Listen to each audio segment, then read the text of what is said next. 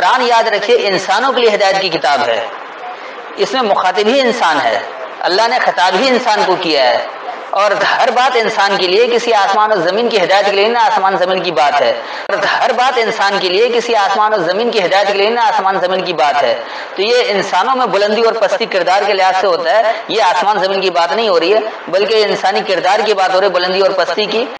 جو اللہ کے احکامات پر جتنا زیادہ اتباع کرے گا وہ بلندی میں رہے گا، اور جو کم اتباع کرے گا وہ پستی میں رہے گا، جو بالکل انکار کرے گا وہ انتہائی پستی میں چلا جائے گا۔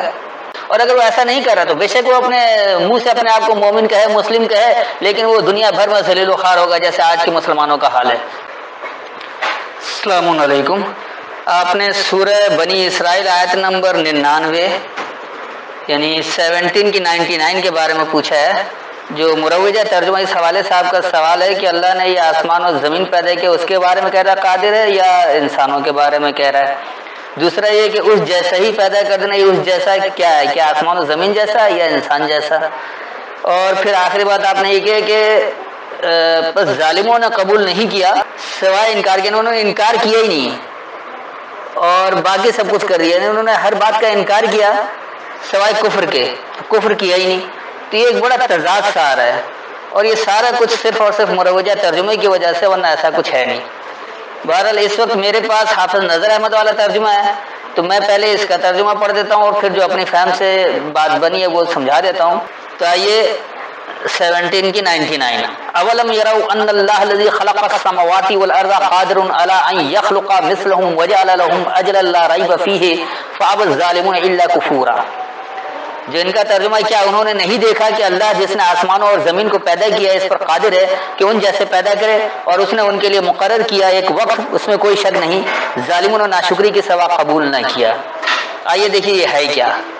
اولم یروا، اور کیا نہیں انہوں نے دیکھا، ان اللہ، یہ کہ اللہ، الذی خلق السماوات والارض، وہ جس نے بنایا ہے بلندیاں اور پستی، قادر، پیمانہ دینے والا ہے، اختیار دینے والا ہے، الا ان یخلقا، اس پر یہ کہ وہ بنا دے، مثلہم، اس جیسا ہی، وجعل لہم اجلا، اور بنا دیا ان کے لیے مقررہ مدت، لا ریب فیہ، اس میں کوئی نفسیاتی الجھن نہیں ہے، فابى الظالمون، پس ظلم کرنے والوں نے قبول نہیں کیا، الا کفورا، صرف انکار ہی کیا۔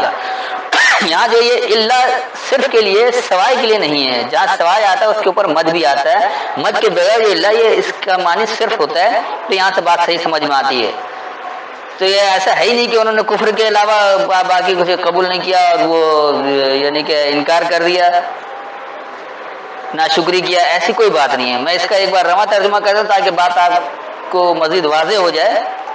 تو کیا انہوں نے نہیں دیکھا یہ کہ اللہ جو کہ بلندیوں اور پستی کو بنایا ہے، اس پر اختیار والا ہے، اس پر پیمانہ دینے والا ہے کہ اس جیسا ہی پیدا کرے، اور ان کے لیے ایک مقررہ مدت بنایا، اس میں کوئی نفسیاتی الجھن نہیں ہے، بس ظلم کرنے والوں نے اسے قبول نہیں کیا، صرف انکار ہی کیا۔ تو یہ پوری بات جو ہے انسانوں سے ہی ہے۔ قرآن یاد رکھیے انسانوں کے لیے ہدایت کی کتاب ہے، اس میں مخاطب ہی انسان ہے، اللہ نے خطاب ہی انسان کو کیا ہے، اور ہر بات انسان کے لیے کسی آسمان اور زمین کی ہدایت کے لیے نہ آسمان زمین کی بات ہے۔ تو یہ انسانوں میں بلندی اور پستی کردار کے لحاظ سے ہوتا ہے، یہ آسمان زمین کی بات نہیں ہو رہی ہے، بلکہ انسانی کردار کی بات ہو رہی ہے، بلندی اور پستی کی۔ تو وہ اس نے ایک پیمانہ اس کا دیا ہے کہ بلندی کیسے ملے گی اور پستی کیسے ہوگی۔ جو اللہ کے احکامات پر جتنا زیادہ اتباع کرے گا وہ بلندی میں رہے گا، اور جو کم اتباع کرے گا وہ پستی میں رہے گا، جو بالکل انکار کرے گا وہ انتہائی پستی میں چلا جائے گا۔ اسی لیے اللہ نے کہا ہے کہ وَأَنْتُمْ مَعْلُونَ إِن كُنتُم مُؤْمِنِينَ، تم ہی غالب رہو گے اگر تم مومن رہو گے۔ تو مومن کون ہوگا؟ جو اللہ کا ماننے والا، اللہ کی کتاب کے مطابق عمل کرنے والا ہوگا، اللہ کے احکامات پر عمل پیرا ہونے والا ہوگا، اللہ کی کتاب کی اتباع کرنے والا ہوگا۔ اور اگر وہ ایسا نہیں کر رہا تو بے شک وہ اپنے منہ سے اپنے آپ کو مومن کہے، مسلم کہے، لیکن وہ دنیا بھر میں ذلیل و خوار ہوگا، جیسے آج کے مسلمانوں کا حال ہے، کیونکہ انہوں نے قرآن کو چھوڑ رکھا ہے۔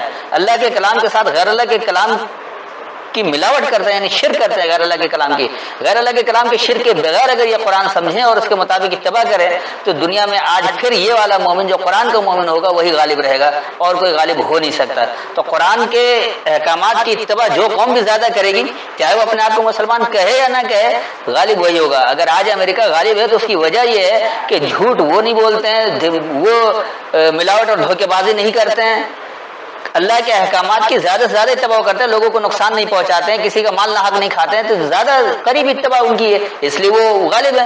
جس دن ان کی اتباع اللہ کے احکامات کے تحت کم ہوگی وہ مغلوب ہو جائیں گے۔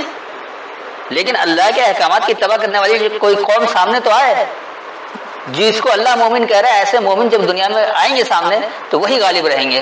تو میرے خیال میں اتنی وضاحت کافی ہے، پھر بھی اگر نہیں سمجھ میں آیا تو بعد میں کچھ اور پوچھ سکتے ہیں۔ السلام علیکم۔